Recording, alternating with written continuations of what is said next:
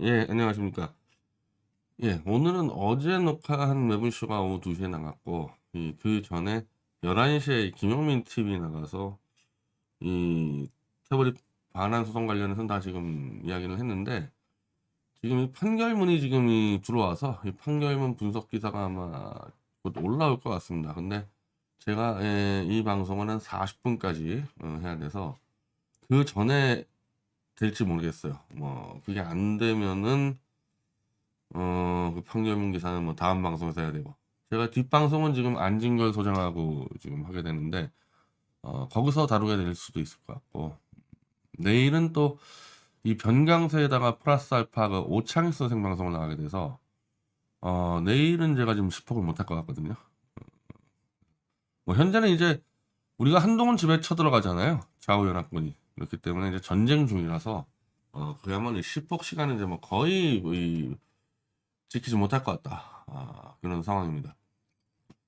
그래서 아직까지도 좀 이제 이 원희룡 문제를 정돈이 안 된 것 같아서 제가 그것만 좀 정돈해주고 나중에 관련 뉴스만 좀 소개를 하고 이 안진걸 소장하고 방송하러 갈 텐데요. 지금 양평고속도 국정조사 거부, 정쟁 확대하냐는 뜻. 원희룡 장관은 이제 이거를 국정조사를 합법적으로 거짓말하겠다는 얘기. 이런 참 이 거대 야당, 169석의 거대 야당이 국정조사나 이렇게 특검을 요구하면 여당이 사실은 그거 거부 못 하거든요. 지금 내가 알고 있는 이 소수 여당이 이렇게 국정조사 특검을 거부하는 사례는 정말 처음입니다. 처음이에요. 우리가 이 여소야대 정국을 알게 되면은 노태우 정권 때, 그때 이제 이른바 삼김, 김대중, 김영삼, 김종필에게 포위돼서 소수 야당 때. 그때 아마 아시는 분은 알겠지만은 그때 바로 오공비리 청문회, 광주 청문회 등등 해가지고 결국 노태우 정권이 무너지고 나중에 산당 합당이라는 야합을 하게 되지 않았습니까? 근데 어쨌든 그 정권도 최소한의 이 여당 정부의 역할을 하기 위해서 야당의 이른바 국정조사랑 거의 같은 거죠, 청문회 요구를. 그러니까 노태우라는 사람이 전두환 밑에서 올라온 사람인데 전두환 정권의 정통성을 무너뜨리는 오공비리 청문회와 광주 청문회를 받았던 얘기. 그나마 그걸 받으면서 야당들의 협조를 통해서 뭐 북방 외교도 하고 뭐 아파트 단지도 짓고 뭐 해온 거란 말이에요. 그러니까 여당의 역할을 하려면 야당의 이런 요구를 받아줄 수밖에 없는데 노무현 정권 때 같은 경우도 이 노무현이 분당을 해버렸기 때문에 갑자기 소수 야당이 돼버렸죠. 그래서 한나라당이 있었고 뭐 조순영, 김경재 이 씨가 있었던 그 민주당이 있었고 이제 소수의 열린우리당만 있었는데 그때 노무현 정권이 결국 특검을 다 받았어요. 특검 4개를 다 받아버렸습니다. 물론 그때는 야당 단독으로 이렇게 통과시킬 수 있었기 때문이기도 하지만 그걸 뭐 예를 들면 대놓고 노무현이 뭐 거부권 행사한다 그렇게 안 했단 말이에요.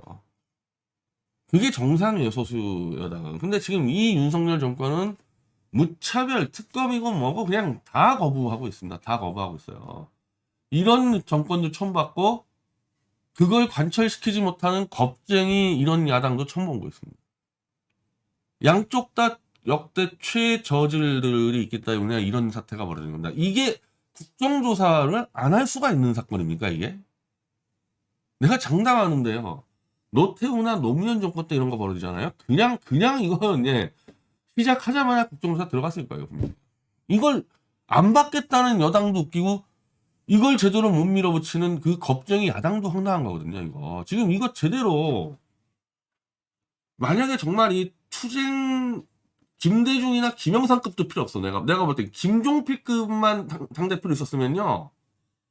169석을 갖고 있는 야당 앞에서 어떻게 지금 이런 식으로 나올 수가 있겠습니까? 얼마나 이 정부 여당이 이재명을 호구로 보고 있냐는 거예요. 이재명 만세 부르는 개돼지들 여기 와서 얘기하지 말라는 거야. 민주당 가서 얘기해 보라고. 이거 국정조사 거부 발언이 나왔어. 그럼 민주당이 뭐 해야 됩니까 지금 당장? 당장 뭐 해야 돼?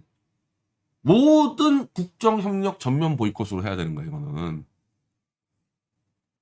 바로 전체 의원 다 나와서 야 일국의 대통령의 그 부인의 땅으로 지금 고속도로가 바뀌었다. 이걸 지금 국정조사를 안 하겠다고 여당이 버틴다. 나 야당 못 해먹겠다. 나 여기서 야당 그만둘래. 국정조사 해서 나 여기서 국민들에게 진실을 못 밝히려면 나 정치 안 할래. 야당 당대표는 그렇게 했어야 됐고요. 내가 알고 있는 정도의 야당 당대표들, 내가 그랬잖아요. 김대중, 김영삼이 아니라 김종필만 됐어도 가볍게 제압합니다, 이거. 그렇게 나오면 국정조사 안 받을 수가 없다고.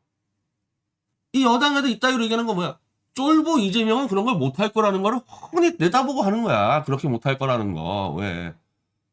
후속 그 칼을 쥐고 있으니까. 윤석열이가 졌다리로 나는 것 절반 이상 이재명 책임이야. 이재명 이 만세부는 개돼지더라. 내가 웬만하면 얘기 안 하려고 그래도 연결이 되니까 얘기 안 할 수가 없어, 이 문제를. 이게 지금 말이 돼? 이 기자들 불러가지고 국정조사라는 게 왜 필요한데 이런 거 하라고 국회에게 준 권한이 국정조사인데 정쟁하지 말라고 내놓은 게 국정조사예요. 국회는 국회 일을 하고 법에 의거한 국정조사로 이 문제를 캐자. 이걸 안 하겠다는 거예요. 국회를 거부하겠다는 얘기거든요. 여기서 야당을 뭘 어떻게 하냐고, 이런 거를. 국정조사를 안 하겠다는 놈들하고 그 밑에서 야당을 어떻게 하라는 거야, 이거. 그냥 거리로 몰려 나와야 되고, 원내대표하고 이재명 당대표는 지금 단식 들어가야 되는 거야. 야당 안 하겠다 선언해야 돼. 나 이 양평고속도로 가지고 나 정계 은퇴할게, 이걸로. 안 그러냐, 이 돌대가리들아. 진짜 내가. 이 꼴을 내가 계속 보고 있어야 되는 거야. 이런 놈들도 배치 달았다고. 이런 게 야당이라고. 근데 이렇게까지 이제 극한으로 가게 된 이유는 뭐냐? 이건 원희룡이가 결국 폭탄을 터뜨려 버렸기 때문에 이렇게 된 거야. 이게 만약에 우리가 상식적인 이 국토부 장관의 태도였으면은 이상하잖아, 누가 봐도. 왜 절로 위로 가는 고속도로가 왜 갑자기 김건희 집으로 들어가냐고. 그러면 전면 검토해보겠다. 왜 이렇게 됐는지. 그 정도로 넘어가면서 협상을 하고 총선까지 끌고 갔어야 되는 거야. 물론 그럼 또 김건희 어쩌고 좀 많이 나오겠지만은 그렇게 해서 일단 사업을 합법적으로 중단하고 검토 기간을 갖게 되면 이런 식으로 정면 충돌 안 하게 되죠. 근데 원희룡이는 지가 살기 위해서 사업을 전면 백지화하고 던져놓다 보니까 지금 이 사업을 다시 밀고 가야 되는 상황이 벌어졌잖아요. 지금 이 정부 여당에서는. 근데 원희룡은 이 사업을 밀고 가는 조건으로 야당의 사과를 요구하니까 야당의 사과를 받으려면 이따위로 막 정면 붙을 수밖에 없는 거거든요. 지금 이게 완전 이제 끝장 승부가 나게 돼 있죠. 그래서 이 쫄보들 같은 경우가 싸우기 싫어해도 이거는 둘 중 하나 죽어나가는 수준의 전쟁이 시작될 수밖에 없는 겁니다. 이거는 이렇게 해서 멍하니 있어가지고 최소한 60% 이상 국민들의 분노와 의혹을 잠재울 수 있겠어요.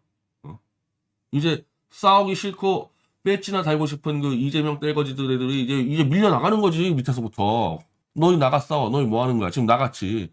너네 배지 떼 가고 들이부터 싸워. 이렇게 요구할 수밖에 없는 거 아닙니까?